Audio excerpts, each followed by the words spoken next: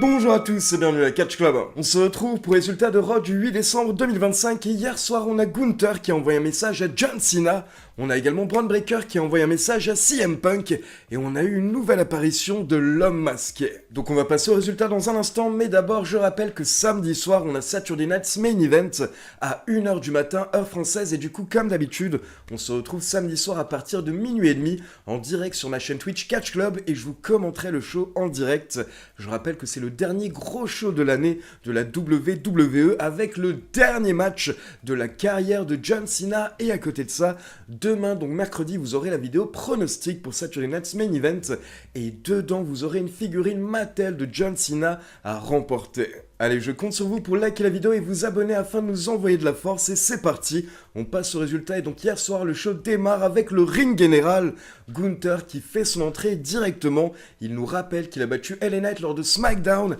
afin de mériter l'un des plus grands honneurs de sa carrière. Et donc il va affronter John Cena samedi soir et directement, il complimente John Cena en disant que clairement, John Cena est le plus grand sports entertainer de l'histoire et de la WWE. Mais samedi soir, lors de Saturday Night's Main Event, John Cena va affronter le plus grand catcheur professionnel de tous les temps. Gunther est clairement en confiance, il est méga sûr de lui et là il nous montre un décompte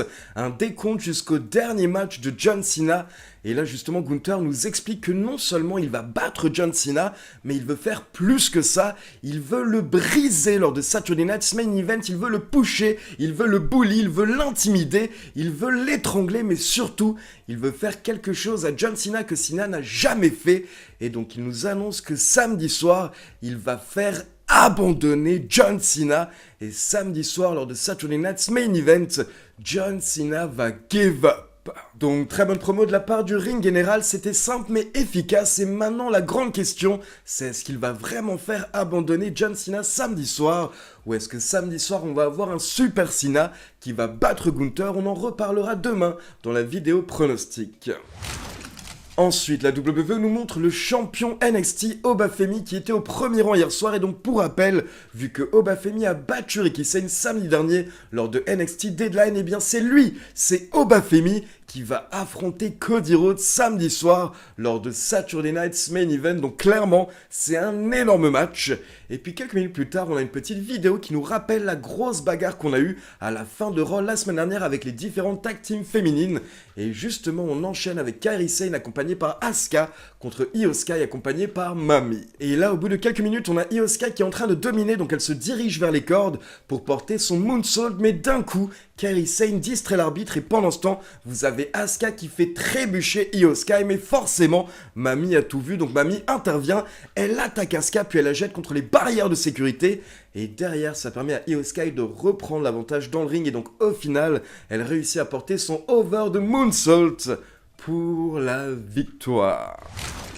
Puis on passe dans le vestiaire de The Vision et on retrouve Paul Heyman avec Bron Breakker et Bronson Reed qui sont assis devant lui. Et là vous avez Logan Paul qui débarque, il n'est pas content et il leur demande s'ils ont vu que Rey Mysterio lui a mis une patate la semaine dernière. Et là vous avez les autres membres de The Vision qui répondent que oui, ils ont vu ce qui s'est passé. Et forcément Logan Paul n'est pas content, donc il dit que ce soir ils doivent s'occuper de Rey Mysterio.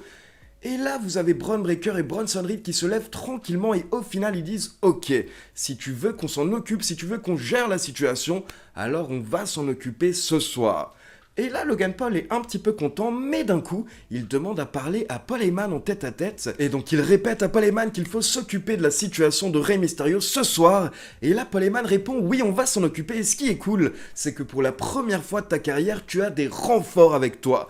Et Logan Paul répond « Oui, j'ai des renforts, mais je veux également que Bron Breakker et Bronson Reed sachent que si jamais ils ont un problème, alors je serai présent en renfort, je suis également leur renfort. » Et là, vous avez Paul Heyman qui est ravi de ce qu'il vient d'entendre. Il dit qu'il respecte encore plus Logan Paul dorénavant. Et d'un coup, il sort le poing américain de Logan Paul et il lui donne. Et il lui dit « Tiens, juste au cas où. » Et donc justement, on enchaîne avec Rey Mysterio qui fait son entrée, il check les fans, mais là d'un coup, il se fait attaquer par derrière par Logan Paul. Logan Paul qui ramène Rey Mysterio dans le ring, et là, il place le poing américain pour frapper Rey Mysterio, mais au dernier moment, Rey Mysterio reprend le dessus, et là il se prépare pour son 619, mais d'un coup, on a l'homme masqué qui apparaît à nouveau, la personne qu'on avait vue lors des Survivor Series War Games, qui se retrouve derrière Mysterio, et donc là, il lui porte un super kick. Puis encore une fois, il l'enchaîne avec un stomp, et derrière il prend la fuite pendant que vous avez la sécurité qui tente de l'attraper, mais du coup c'est bon, il a fait le taf, et donc derrière ça permet à Logan Paul d'enchaîner avec une patate avec son poing américain sur Rey Mysterio. Mais là vous avez LA Knight qui fait son entrée, donc Logan Paul sort du ring, il tente de prendre la fuite, mais LA Knight dit à Logan Paul de rester ici, car LA Knight n'apprécie pas la manière dont Logan Paul trade Rey Mysterio. Rey Mysterio est une légende, et du coup, LA Knight veut faire payer Logan Paul, et il veut le faire payer ce soir, donc pour info, un peu plus tard, on aura un match avec Logan Paul contre LA Knight. Ensuite, la WWE nous montre Javon Evans qui était également au premier rang hier soir, car pour rappel, Javon Evans et Leon Slater vont affronter AJ Styles et Dragon Lee samedi soir lors de Saturday Night's Main Event, mais d'abord hier soir, on avait les champions par équipe AJ Styles et Dragon Lee qui défendaient leur titre face aux War Raiders. Alors bien entendu, les War Raiders se sont très bien défendus, mais à la fin, on a Dragon Lee qui effectue un dive sur Eric, et pendant ce temps, on a AJ Styles qui enchaîne avec son phénoménal forearm sur Ivar pour la victoire. Mais attention, ce n'est pas terminé, car après le match, vous avez le New Day et Grayson Waller qui confrontent les champions par équipe. Mais là, d'un coup, on a le thème de Jey Uso qui retentit, et donc on a les Usos qui font leur entrée, ils montent sur le ring, puis Jey Uso relance sa musique, et derrière, on a une grande annonce, car les Usos annoncent officiellement qu'ils retournent dans la division tag team, ils retournent dans la division par équipe. Et là, vous avez Jimmy qui nous fait un petit speech où il explique que les Usos ont enchaîné les défaites ces derniers mois, et il insiste également sur les défaites solo de Jey Uso, et du coup il dit que la semaine dernière il a appelé son frère car il sentait que son frère n'était pas bien, et du coup ils ont décidé de se reconcentrer sur eux-mêmes et sur la division par équipe, et ils précisent directement qu'ils veulent de l'or, et là ils regardent les champions par équipe, ils disent qu'ils les respectent, mais ils ne se connaissent pas encore, mais par contre, là ils regardent les New Day et ils disent que eux, ils se connaissent très bien. Les Usos nous rappellent le passé qu'ils ont avec le New Day, la grande rivalité qu'ils ont eue, et peut-être qu'ils vont ajouter un nouveau chapitre à cette rivalité, puis ils se retournent à nouveau vers les champions par équipe, mais là vous avez le New Day qui tente d'attaquer les Usos. Donc au final, Jimmy et Jey Uso se débarrassent de Xavier Woods et de Kofi Kingston, et là vous avez également Grayson Waller qui intelligemment préfère prendre la fuite. Et donc le segment se termine avec les Usos qui échangent quelques mots avec les champions par équipe. Alors on en reparlera lors de la conclusion, mais du coup je me pose pas mal de questions par rapport à ce qui se passe avec les Usos et surtout Jey Uso. Puis on continue avec la championne Stephanie Wacker qui fait son entrée pour une interview avec Jackie Redmond. Jackie Redmond qui demande à Stephanie Wacker quelle est la suite pour elle, maintenant qu'elle s'est occupée de Nikki Bella. Et là, vous avez Stephanie Wacker qui commence à citer de gros noms du vestiaire, comme Rhea Ripley, Bayley ou encore Natalia. Mais d'un coup, la musique de Nikki Bella retentit. Nikki Bella se rapproche du ring, elle monte au bord du ring, et elle dit à Stephanie Wacker que ce n'est pas terminé entre elles. Et donc Nikki Bella exige une nouvelle opportunité, mais là, vous avez Raquel Rodriguez qui sort de nulle part, et elle défonce Nikki Bella, elle l'attrape, et elle la jette contre le poteau de coin de ring, donc Nikki Bella se retrouve explosée, KO à l'extérieur. Et là, vous avez Raquel qui monte dans le ring, elle confronte la championne et elle lui dit simplement « Choisis le lieu et l'endroit et je te botterai les fesses pour te prendre ton titre ». Donc fin du segment et personnellement pour moi c'est le bon choix, alors attention, je n'ai rien contre Nikki Bella mais c'est bon, elle a eu son opportunité lors des Survivor Series et du coup maintenant j'ai envie de voir un potentiel match entre Raquel Rodriguez et Stephanie Wacker. Puis on passe dans le vestiaire de Judgment Day, on a Raquel Rodriguez qui débarque, et là vous avez Liv Morgan qui va lui parler, elle dit qu'elle est un petit peu étonnée que Raquel Rodriguez ne l'ait pas prévenu qu'elle allait attaquer Nikki Bella et demander une opportunité à Stephanie Wacker. Mais là, Raquel Rodriguez rappelle que Nikki Bella a gâché sa dernière opportunité, donc elle s'est vengée, mais surtout à côté, elle dit à Liv Morgan qu'elle ne savait pas qu'elle devait lui demander l'autorisation avant d'attaquer quelqu'un. Et là, directement, Liv Morgan répond que non, pas du tout, ce n'est pas le cas. Raquel Rodriguez n'a pas à lui demander quoi que ce soit, mais Liv Morgan voulait simplement être là pour encourager Raquel et rien de plus. Donc au final, apparemment, tout va bien, on va dire, entre Raquel et Liv Morgan, même si c'était un petit peu tendu. On a senti que c'était un petit peu tendu et que Liv Morgan n'a pas apprécié que Raquel Rodriguez fasse ce qu'elle veut, on va dire. Et donc derrière, on a Raquel Rodriguez qui dit qu'elle va aller parler à Adam Pearce, justement pour avoir son opportunité face à Stephanie Wacker. Donc Raquel s'en va, et là vous avez Liv Morgan qui va voir Roxanne en mode écoute, si Raquel vise le titre solo, et bien à ce moment-là, ça signifie que toi et moi on sera les prochaines championnes par équipe, et ce soir je serai dans ton coin pour ton match. Et donc là, vous avez Liv Morgan et Roxanne qui s'en vont pendant que Finn Balor et Dum Dum sont étonnés mais ravis, on va dire, que Liv Morgan et Roxanne s'entendent, mais tout de même, pendant le segment, ce qu'on a clairement senti, c'est que Liv Morgan n'a pas apprécié que Raquel vise le titre solo, comme ça, sans la prévenir, parce que clairement on sent que Liv Morgan pensait que c'était plutôt à elle de viser le titre, et du coup ça pourrait mener à des tensions lors des prochaines semaines entre Liv Morgan et Raquel. Et donc on enchaîne avec Lyra Valkyria accompagnée par Bayley contre Roxanne Perez accompagnée par Liv Morgan. Et directement au début du match, on nous montre Sol Ruka, la catcheuse de NXT, qui était au premier rang car pour rappel, samedi soir, Sol Ruka va affronter Bayley. Et donc par rapport au match, bien entendu, vers la fin, on a Liv Morgan qui tente d'intervenir, mais Bayley s'occupe d'elle. Sauf que là, vous avez Roxanne qui vient kicker Bayley. Et quelques instants plus tard, au final, Liv Morgan intervient à nouveau. Cette fois-ci, elle met un kick à Lyra Valkyria. Et donc derrière, ça permet à Roxanne d'enchaîner avec son Pop Rocks pour la victoire. Mais donc la leçon de ce match, c'est qu'apparemment ça fonctionne bien entre Liv Morgan et Roxanne Perez. Derrière, on enchaîne avec une nouvelle vignette de l'entraînement de Maxime Dupri qui, pour rappel, s'entraîne dans le donjon de Natalya avec le nouveau perso de Natalya, la Low-Key Legend. Et cette semaine, on nous a montré Maxime Dupri qui commençait à prendre le dessus sur Natalya et qui la faisait même abandonner. Puis au passage, on nous montre également quelques petits clips de l'interview de John Cena par Tom Rinaldi qui est sorti hier soir sur les réseaux sociaux. Et l'une des news qui est sortie dans la vidéo hier, c'est que John Cena a annoncé qu'il vient de signer un nouveau contrat avec la WWE, un contrat d'une durée de 5 ans et dorénavant, il sera ambassadeur pour la WWE.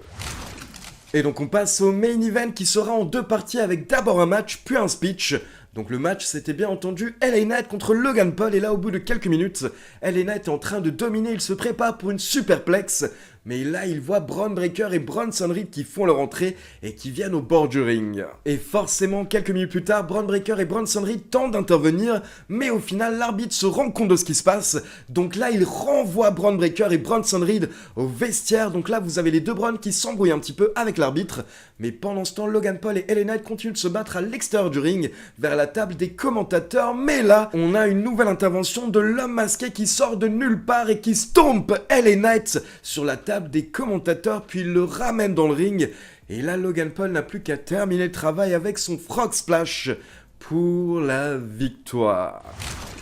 Mais attention, ce n'est pas terminé car après le match, vous avez The Vision qui s'acharne sur LA Knight, qui se prend notamment un spear et 2 Tsunami Splash, puis ensuite, vous avez Paul Heyman qui prend le micro pour nous faire un speech, et la première chose qu'il nous rappelle, c'est que Bron Breakker va remporter le titre World Heavyweight lors du premier Raw de l'année 2026. Puis Paul Heyman passe le micro à Bron Breakker qui demande à CM Punk « Mais où est-il ?» Et il précise qu'il ne parle pas de physiquement, mais il parle de son esprit, il parle de sa personnalité, car Bron Breakker ne croit pas ce CM Punk gentil, ce nice guy, et surtout ce n'est pas ce CM Punk qu'il veut affronter. Bron Breakker précise qu'il veut le retour de l'ancien CM Punk, celui qu'on a eu en 2011, en 2012, en 2013, celui qui s'est battu avec The Rock, et celui qui était champion pendant 434 jours. Donc Bron Breakker se met à genoux et il supplie CM Punk, il dit que c'est cette version qu'il veut lors du premier Raw de 2026, et si jamais ce n'est pas cette version qu'il a, alors il va tout prendre à CM Punk, il va lui prendre son titre, il va lui prendre sa carrière, et tant qu'il y est au passage, il va même lui prendre sa femme. Et donc Bron Breakker termine en nous disant que c'est simple, le 5 janvier prochain, ce sera Spear 1, 2, 3... et nouveau champion. Donc fin du speech de Bron Breakker, mais pendant ce temps, on a une caméra qui nous montre que LA Knight est encore en train de se relever en coulisses. Apparemment, il en veut encore, et du coup, vous avez Logan Paul et Bronson Reed qui quittent le ring, et ils vont s'acharner sur LA Knight en coulisses. Ils l'attaquent une nouvelle fois, ils le font passer à travers une table, et ensuite, vous avez Logan Paul qui place LA Knight sur une voiture, et là, vous avez Bronson Reed qui monte un petit peu en hauteur, et qui effectue un méga tsunami splash sur LA Knight, sur une voiture, ce qui fait que le show se termine avec Adam Pearce et les officiels en panique qui viennent s'occuper de LA Knight. Allez, on passe à la conclusion et donc on va démarrer avec la star du show. Alors hier soir, je vais choisir l'homme masqué car il est intervenu 2 fois et à chaque fois il a fait le taf pour aider Logan Paul et The Vision. Donc on comprend clairement que l'homme masqué travaille bien pour The Vision et donc je rappelle que les médias américains ont confirmé que c'est Austin Theory qui était sous le masque lors des Survivor Series et cette semaine, les médias américains ont ajouté que ce serait Paul Heyman qui aurait choisi personnellement Austin Theory afin qu'il rejoigne The Vision car Paul Heyman veut le pusher, il pense que Austin Theory peut exploser en tant que star et à côté de ça, il veut également l'utiliser pour protéger Bron Breakker et Bronson Reed comme ça, ce sera Austin Theory qui prendra les pins quand il y aura des matchs. Ensuite, la deuxième chose dont je voulais parler, c'est cette annonce un petit peu surprise des Usos qui retournent dans la division Tag Team et honnêtement ça sort un petit peu de nulle part vu qu'ils ont chacun leur run solo ces derniers mois, surtout bien entendu Jey Uso qui est tout de même devenu champion intercontinental et champion World Heavyweight. Et la semaine dernière, on avait un Jey Uso qui était un petit peu perdu et qui semblait nous teaser quelque chose, mais apparemment, au final, c'est totalement oublié. On a mis tout ça de côté et on retourne dans la division par équipe, mais du coup, je me pose la question, est-ce que c'est vrai, c'est vraiment un retour dans la division par équipe ou est-ce que c'est une feinte qui va mener à quelque chose ? Potentiellement, encore une fois, on va le citer pour la 1000e fois, mais pourquoi pas ce heel turn de Jey Uso? Donc, est-ce que Jey est en train de se foutre de la gueule de son frère ou est-ce qu'ils sont simplement de retour sur la même longueur d'onde et dans la division par équipe? Je me pose la question. Et pour finir, on va parler des 2 grosses promos qu'on a eu hier soir lors de Raw. Alors d'abord, au début du show, on a Gunther qui a fait le taf, il a fait ce qu'il pouvait, sachant que John Cena n'était pas là, donc tout ce que pouvait faire Gunther, c'était le critiquer un petit peu et hyper le match pour samedi soir. Et à côté de ça, on a Bron Breakker qui a encore une fois effectué une très belle promo. Alors c'était beaucoup moins intense que la semaine dernière et c'était peut-être un petit peu moins bon globalement que la semaine dernière, mais ça je vous l'avais dit la semaine dernière que Bron Breakker est en train d'apprendre, en train de s'améliorer, il est déjà excellent, mais il reste encore clairement des détails à régler, à travailler, donc ça c'est ce qu'il va faire lors des prochains mois, mais surtout il a lâché un gros pic par rapport à la femme de CM Punk, et ça on sait que CM Punk n'apprécie pas qu'on touche à sa famille, donc forcément maintenant on a hâte de voir la réponse et la réaction de CM Punk. Donc voilà, c'est tout pour les résultats de Raw. Maintenant, comme d'habitude, c'est à vous. N'hésitez pas à me laisser vos avis dans les commentaires. Et comme d'habitude, n'oubliez pas de liker la vidéo, de vous abonner à la chaîne et de cliquer sur la petite cloche pour être informé de la sortie des prochaines vidéos. Ciao tout le monde!